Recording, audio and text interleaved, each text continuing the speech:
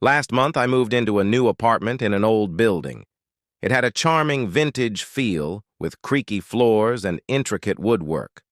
One evening, I started hearing faint piano music and soft footsteps from the apartment above me. The sound was soothing, like a distant memory, and I found myself looking forward to it each night. Curious about my mysterious neighbor, I decided to introduce myself. I knocked on the door, and an elderly woman named Mrs. Thompson answered with a warm smile. She had a gentle demeanor, and her eyes sparkled with a hint of mischief. She invited me in for tea, and I couldn't resist. Her apartment was filled with old photographs and antique furniture, a time capsule of a bygone era. As we sipped tea, she shared stories about her late husband, who had been a talented pianist. She explained that she loved to dance while he played, and even now, she played his old records and danced alone to keep his memory alive. I found her story deeply touching and started visiting her often. Each visit revealed more about her life and the love she had for her husband. She would tell me about their adventures, their favorite songs, and the little moments that made their life together special.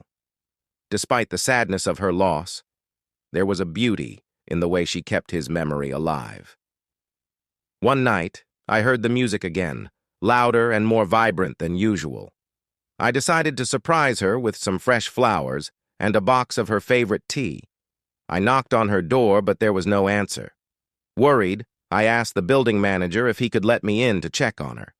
He looked puzzled and hesitated before agreeing. When we opened the door, I was stunned.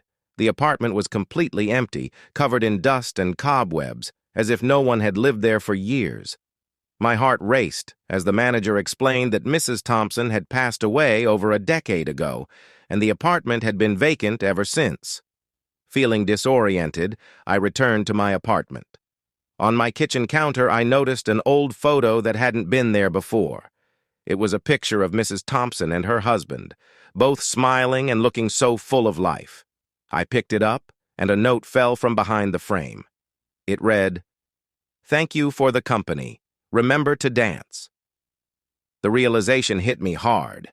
I had been visiting a ghost, yet those moments with her felt real and profoundly moving.